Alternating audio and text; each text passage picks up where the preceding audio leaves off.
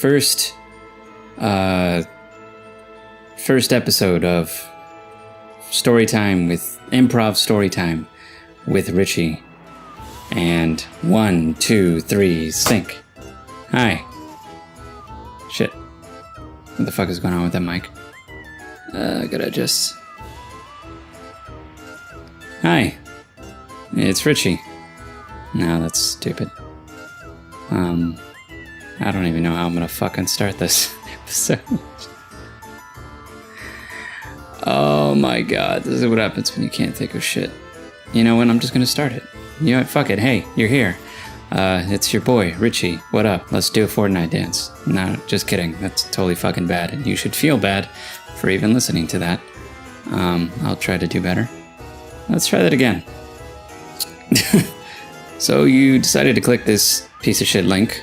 Congrats on your first mistake. Let's dive into a new series that I thought of with the help of some creative ideas from other people. In the spirit of Halloween, I want to get back into narrating a lot and to improve my improv skills.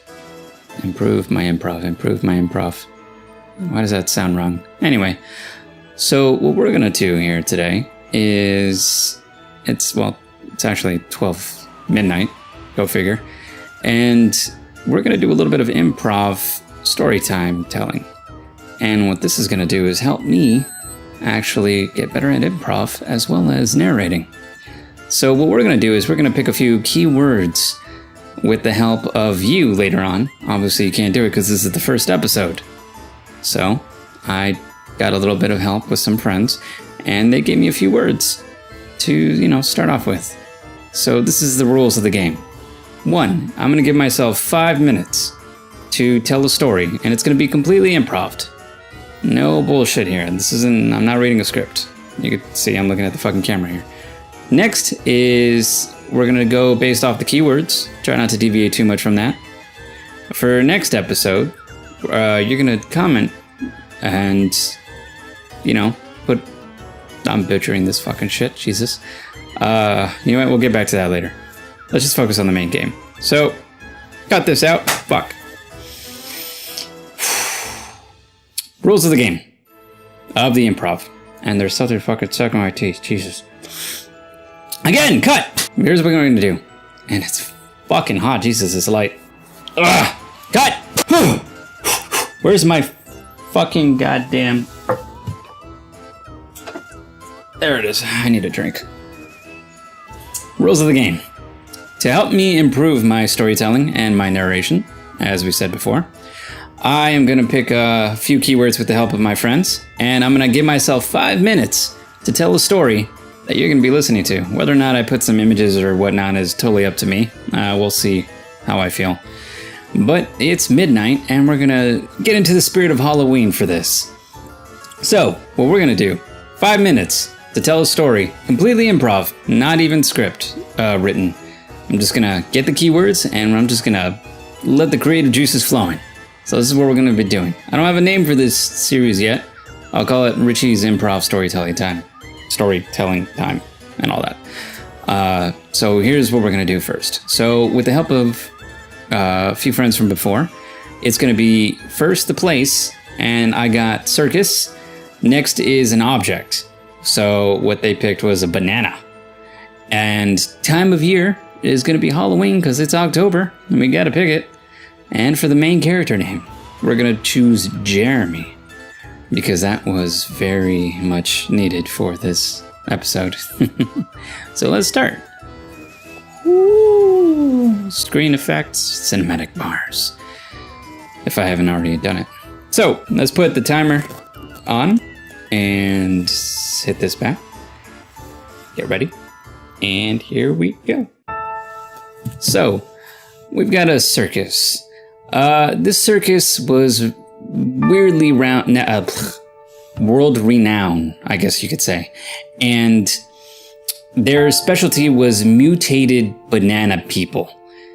And this little kid called Jeremy decided, hey, Ma, I want to go into this new attraction and fucking see all the freaks and peel. I hear they're made out of banana.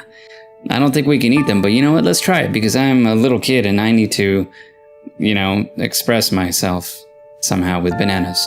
So Jeremy went with his little mom, and I don't know why I said it. Well, you know what? Fuck it. His little mom, she was actually less than him. So Jeremy, I would say, is about 5 foot. The little mom's about 4'5". Let's call her a dwarf for now. Or little people. I don't want to offend them for this episode. So we have Jeremy going. He's eager. He sees the whole festival lights of the circus. And then he notices that there's a lion tamer, but it's actually a lion who's taming these wild bananas.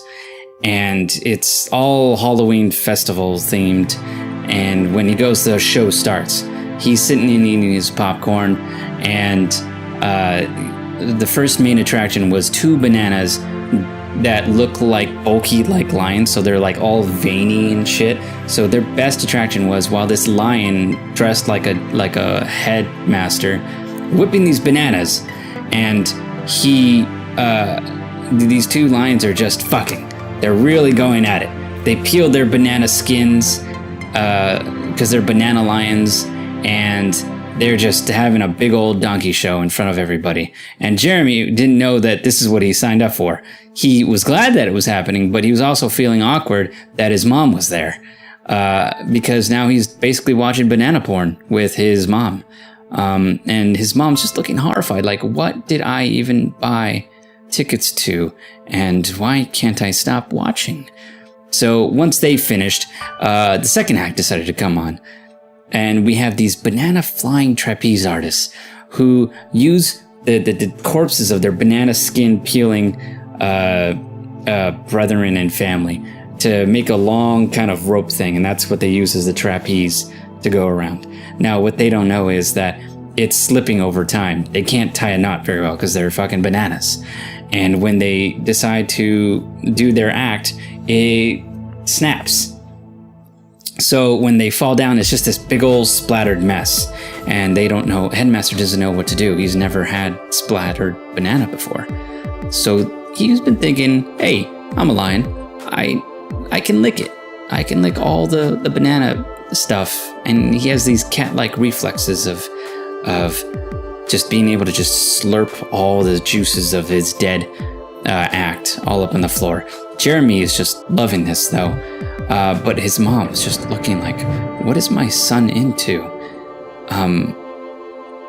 Have I failed as a mother? And why am I aroused by this? So she leaves in search of a possible mate, where she finds a clown who's dressed up, oddly enough, as a banana. But he was actually a man made out of popcorn inside. So being a man made out of popcorn inside in a banana suit, he fills his mom with popcorn semen babies, and these popcorn babies just grow instantly. So she's already pregnant after the deed is done, and now Jeremy all of a sudden has like 5 siblings who form into one giant popcorn mutated person, and then their sworn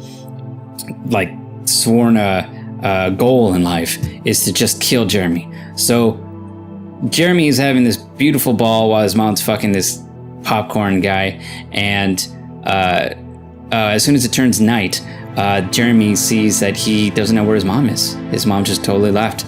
She was so ashamed of what had happened that she left her only child with the other only childs. So Jeremy at night was in the circus, and they were having this big battle because he found out about the baby popcorn bitches, and they wanted to kill them, and Jeremy fought with them. And I have no idea how to end this, so I'm just gonna say that Jeremy, pulled his pants down and just ejaculated all over them because they didn't know how to handle that.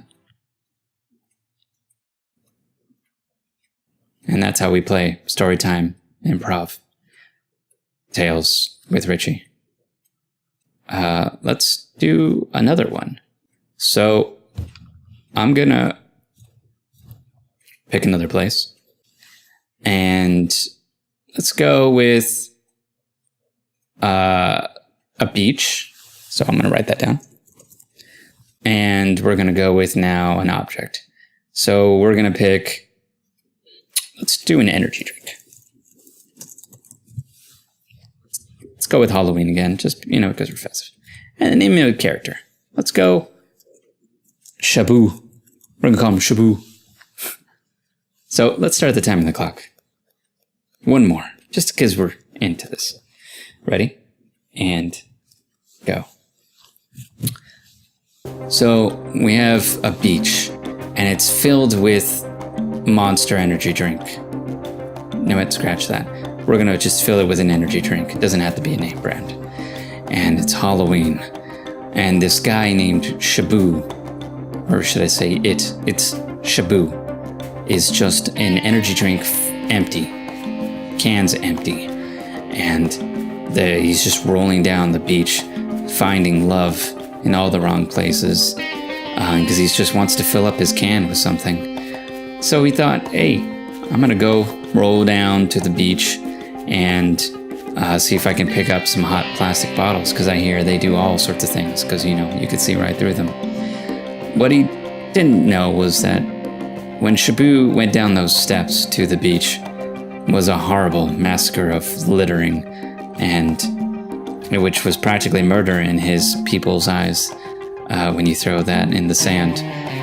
So Shabu vowed that, hey, I can find a mate and I will teach my children to fight back against the people who were littering their bodies and their corpses, because this was genocide. I wasn't going to allow this kind of shit. So he went in there with a spear in his hand, with his energy drink tab. He made an arm out of the tabs of energy drinks that he found scattered everywhere. So when he's going around, he could pick up everything. Don't ask me how he's able to move them with nerves and all that, but he just does. So he does that, and he sees a big giant figure in the distance, and there it is. One of the creatures that was holding all of his brethren basically hostage and throwing them. It was this big creature, what we call humans. And these humans was just standing real tall looking at him, and he was just in shock. He didn't know what to do, but then all of a sudden he mustered the courage to just go at a full charge straight at this human. So while he was doing that, his steps were real hard. He was really trying to get into that dirt, but he's a fucking can, an energy drink can, an empty energy drink can. He couldn't really get there in really good record time. So the human didn't even notice him. This is a perverted human named Jim. And he was looking at this thing. He was like, why is that energy drink just looking at me? And was it rolling? So Jim, being the perverted human he is, went up to this can and thought there was a crab inside, but I couldn't find where the hole where it had entered, because the human Jim was only thinking of big crabs.